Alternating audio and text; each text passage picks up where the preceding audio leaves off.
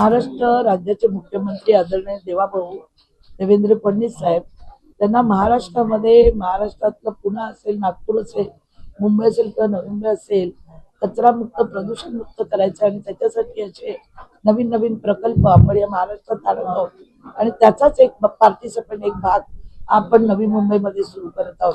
आणि त्यासाठी आज मी आपल्या सगळ्यांची भेटीगाठी घेऊन काही एनजीओशी बोलून या प्रकल्पाच्या माध्यमातून नवी मुंबईमध्ये रिडेव्हलपमेंटच्या माध्यमातून होणारं जे प्रदूषण आहे, ज्या बिल्डिंगी तोडल्या जातात त्यांची जी हवेमुळे होणारं जे प्रदूषण आहे, धूळ आणि धूर वगैरे, तर त्यामुळे आपली नवी मुंबई कशी स्वच्छ आणि सुंदर राहील यासाठी आम्ही प्रयत्न करणार. आणि त्यासाठी आजची पत्रकार परिषद होती. आपल्याला सर्वांना मी दिलेला पेपर याच्यातून आपण वाचून अभ्यास करून पुन्हा आपण 2-4 दिवसानंतर परत भेटूया आणि या पद्धतीने कसं काम करता येईल ते आपण करूया. वैशिष्ट्य काय म्हणाल? वैशिष्ट्य या नव्या मुंबई शहराचं आरोग्य विशेष म्हणजे लहान मुलांचं. आज बघा कॅन्सरची पेशंट लहान मुलांना कॅन्सर व्हायला लागलाय, लहान मुलांना टीबी, हृदयाचे रोग व्हायला लागलेत. हे कशामुळे? धुरामुळे आणि डस्टमुळे.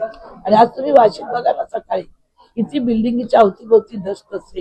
काल अटल सेतूवरून जाताना मी ते डोंगर पाहिले, ते इतके प्रदूषणाने भरलेले होते की ते डोंगर आहेत तर समुद्र आहे काहीच कळत नव्हतं.